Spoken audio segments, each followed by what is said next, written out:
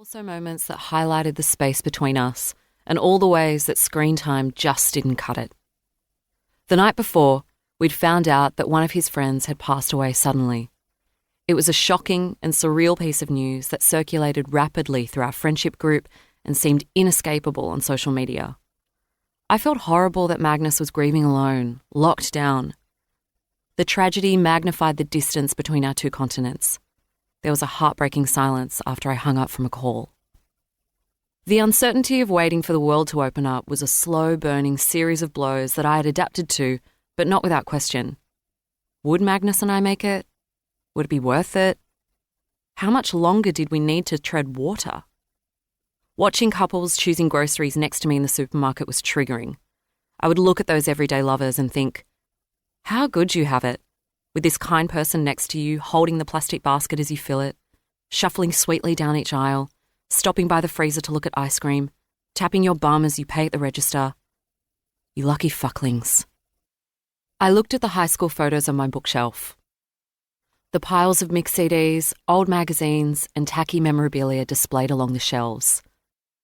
Though I'd moved back into this nostalgic room almost a year earlier, I had an irrational fear that if I changed anything, it would make my homecoming more permanent than I was willing to accept.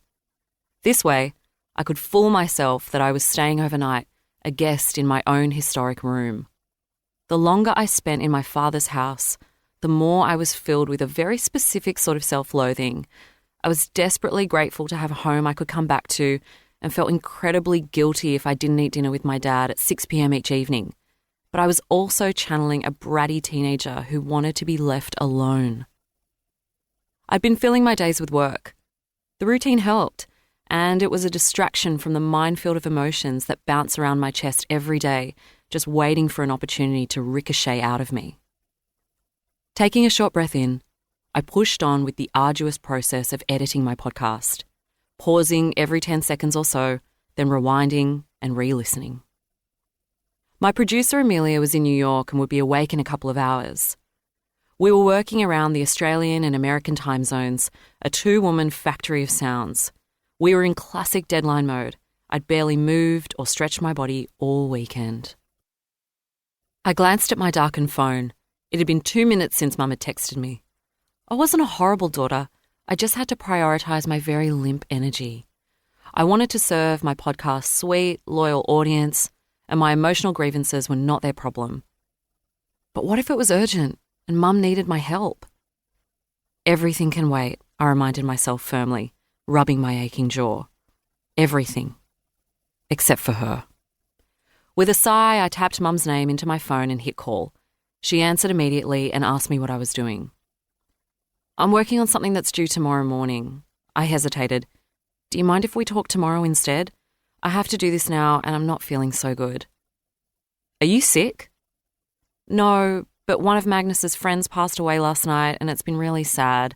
And I have to get this work done now and then get some sleep. So, can we chat tomorrow? Mum was silent. A couple of seconds passed. Yes, I thought to myself. I felt a deep and surprising relief that she understood this was not a good time for me. After bottling it up all day, it was nice to tell someone how I was struggling, even in its most abridged version. Mum cleared her throat. Well, when it's someone's time to go, it's their time to go. I was a little taken aback by the coldness of her tone, but I wasn't especially surprised. Tenderness wasn't a big part of Mum's playbook.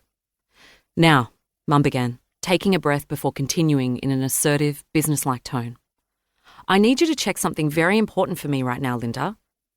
Okay, I answered slowly. Do you have a mattress protector on your bed? Because if you don't, I need to buy one for you. It's very important you have one on your bed, she continued, speaking even faster now. She'd noticed her own mattress protector was getting old, and she was thinking of buying a new one. And so what about me? Did I have one? How old was it? What sort of condition was it in? Did it fit my bed? And what about the mattress itself? Did I shift it around, top to bottom, on a regular basis? She did not wait for me to answer any of her questions. I couldn't believe it. I thought she had listened to me, had heard my grief, but she hadn't. I listened to her silently, trying to squash my disappointment and fury. It was too much. The pressing deadline, the death, the never-ending long distance.